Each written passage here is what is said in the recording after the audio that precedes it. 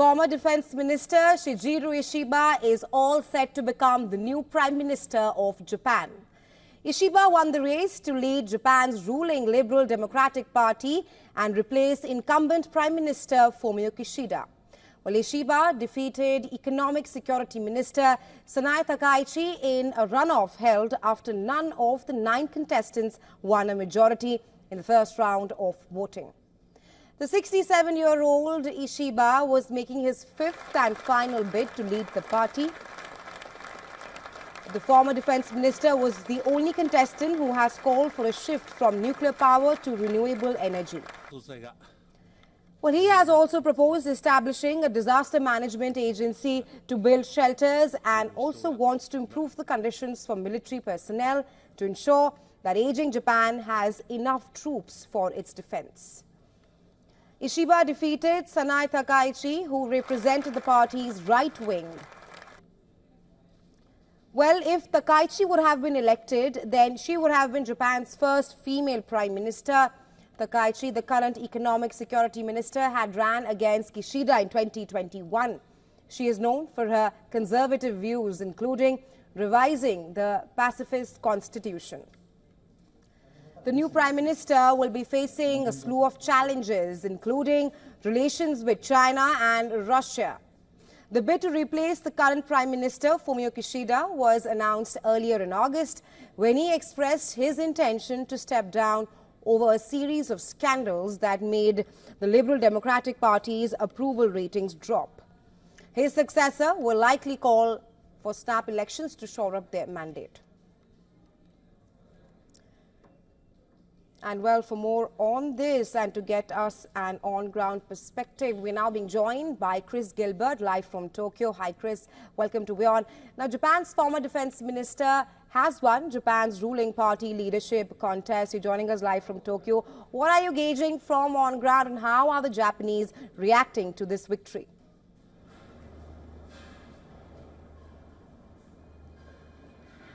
Well, we're going to learn a lot about how the Japanese public are going to react to Ishiba in the coming weeks and days, because this has been a party vote, not a public vote. The public did not vote on this new prime minister, but they did elect, the party at the last general election in 2021. But for now, the party is the one that has decided, and it was extremely close. Between him and Sanai Takaichi, who is a very hawkish right-wing member of the LDP. She in fact won the original vote but did not win the majority, and she only lost the runoff to Ishiba by 21 votes. So it has been extremely close. But it's going to depend on a lot of things, how the Japanese public perceive this and how they react to this. There's, of course, the optics of it, which is that, in its 70-year history, the LDP, which has been the major party of power this time, has never had a woman prime minister or a woman leader. Most of its leaders are older men. Most of them last in the office less than a year. And so the party has also been embroiled in a number of scandals, which has really dogged the polling of outgoing Fumio Kishida, although that administration has got a lot done considering the circumstances.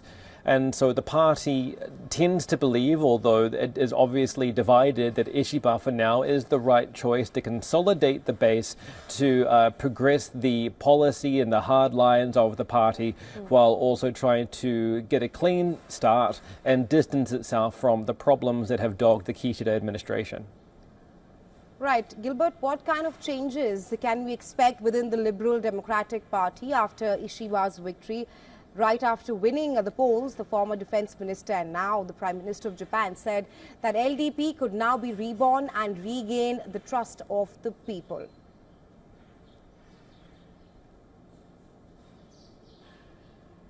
They're very flowery words, but the reality is that the political scientists I've been speaking to about this say that the LDP is consolidating its base. Ishiba is incredibly popular amongst the rural voters, those in the countryside, which is the base of the LDP. Those are the people who vote for the LDP overwhelmingly. And older voters as well. He has been extremely critical of the Prime Minister's handling of the scandals that I mentioned earlier. So there is the argument to make that he could distance himself from that and show himself as a clean start for the party, a fresh face for the party, although it remains to be seen how that is going to go over with the public, because the other two candidates who are in the top three, Sanai Takichi and Shinjiro Koizumi, are very visibly clean slates for the party. Koizumi would have been, who came in third, would have been one of the youngest prime ministers in Japan's history, and he was offering a more liberal position towards some of the social issues affecting people around changing last names during marriage and around the diversification of Japanese society. And Sanai Takichi would have been Japan's first female prime minister. The party has not chosen either of those options. They've chosen an option which is looks to be a long-running member of 24 years. When he entered Parliament, he was the youngest member of Parliament to be elected in 1986. And so it remains to be seen what is going to be any change from here. He is in favor of strengthening Japan's defenses. He is in favor of changing the constitution to mention the self-defense forces and codify the self-defense forces into the constitution. And he's very likely to toe the party line when it comes to energy as well. Now, what balance of nuclear energy and renewable energy that is to meet their 2030 and 2050 goals remains to be seen. Right. But he would not have been elected if he was going to wildly diverge from the party line. So it could be steady as she goes. Right, Chris, we'll of course have to wait and see how the new Prime Minister of Japan navigates domestic and international issues. But thank you so much for joining us on the show with your insights.